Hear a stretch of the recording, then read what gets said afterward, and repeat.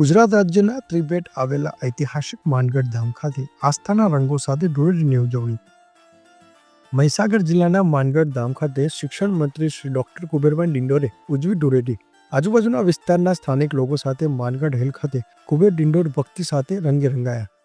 ઢોલ નગારાના તાલે ઝૂમીને કાર્યકરો તેમજ સ્થાનિક લોકો વચ્ચે ઉજવાયો રંગોત્સવ. શિક્ષણ મંત્રી ડોક્ટર કુબેર ડિંડોરે દેશી ઢોલ વગાડી પારંપરિક આદિવાસી નૃત્ય કરીને ધૂળેટીની ઉજવણી કરી. માનગઢ ગોવી ગુરુના ભક્તિના ધામમાં રંગો સાથે ધૂળેટી પર્વની અનેરી ઉજવણી.